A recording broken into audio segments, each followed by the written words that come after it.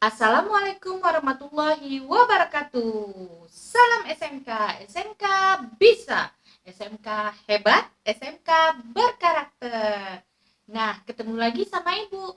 Kali ini Ibu akan menjelaskan tentang materi yang Ibu sampaikan minggu lalu, yaitu kita akan membahas materi berakhirnya masa pengaruh agama dan kebudayaan Hindu-Buddha di Indonesia. Kemudian bukti-bukti apa saja yang ditinggalkan melalui pengaruh agama dan kebudayaan Hindu-Buddha di Indonesia.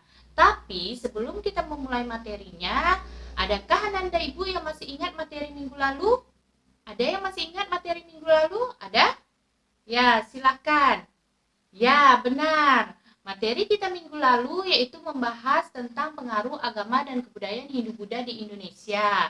Nah, yang mana ada 4 teori yang mempengaruhi agama dan kebudayaan Hindu-Buddha di Indonesia, yaitu ada teori Ksatria, teori Brahmana, teori Waisa, kemudian teori arus balik, dan ada kerajaan-kerajaan yang bercorak Hindu-Buddha di Indonesia. Sebelum kita memulai pembelajaran kita hari ini, marilah sama-sama kita berdoa menurut agama dan kepercayaan masing-masing. Berdoa mulai. Berdoa selesai.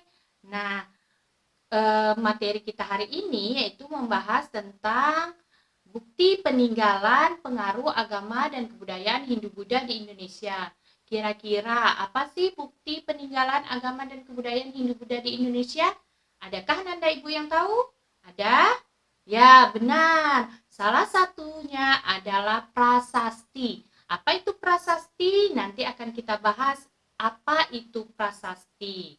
Nah, adapun tujuan pembelajaran kita hari ini adalah agar Ananda Ibu mengetahui apa saja yang termasuk bukti-bukti peninggalan pengaruh agama dan kebudayaan Hindu-Buddha di Indonesia. Baiklah, untuk lebih jelasnya silakan Ananda Ibu perhatikan materi yang akan Ibu jelaskan berikut ini. Pada materi kali ini kita masih membahas tentang pengaruh agama dan kebudayaan Hindu-Buddha di Indonesia. Tapi dengan subbab materi berakhirnya kerajaan Hindu-Buddha dan bukti-bukti peninggalan kerajaan Hindu-Buddha di Indonesia. Kita awali dengan bukti peninggalan yang pertama yaitu bahasa dan tulisan.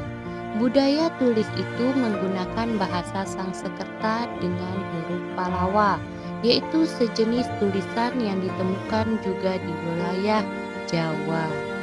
Nah, kemudian jejak sejarah berupa tulisan itu dapat dilihat melalui beberapa prasasti, kitab, dan manuskrip, atau sering disebut juga dengan naskah. Apa itu prasasti? Prasasti adalah prasasti dari kata bahasa Sangsekerta yang berarti pujian, merupakan piagam dan dokumen yang ditulis pada bahan yang keras dan tahan lama, yang memuat informasi tentang sejarah. Prasasti di Indonesia dapat dikelompokkan sesuai bahasanya. Prasasti dalam bahasa Sangsekerta terdapat pada prasasti-prasasti yang dibuat pada abad ke-9 sampai abad ke-11.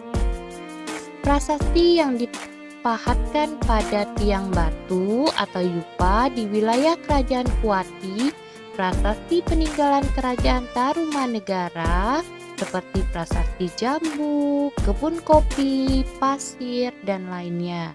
Berikut ini merupakan contoh dari huruf Pallawa dan bahasa Sangsekerta. Nah, inilah bentuk huruf Pallawa dari bahasa Sangsekerta.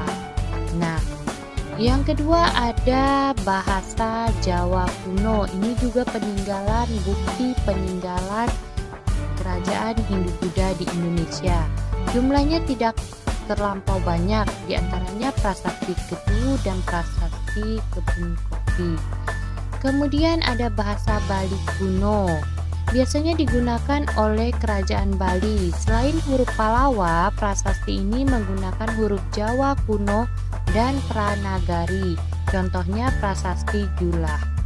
Nah, kemudian peninggalan selanjutnya adalah kitab, bukti peninggalan selanjutnya. Kemudian ada manuskrip. Manuskrip adalah naskah tulisan tangan. Nah, kitab adalah kumpulan kisah. Nah, kemudian dilihat dari politik dan sistem pemerintahannya.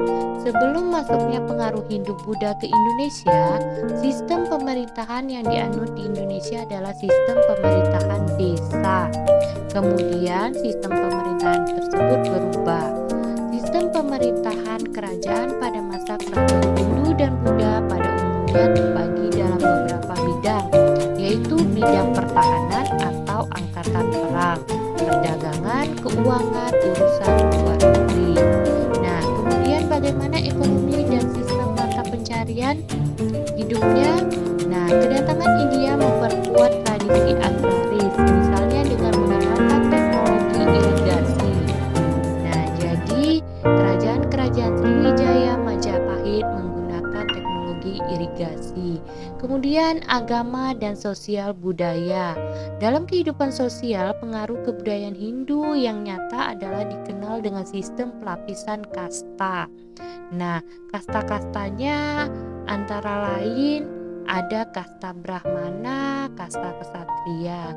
Sementara itu, bangunan candi pada umumnya terdiri atas 3 bagian utama, yaitu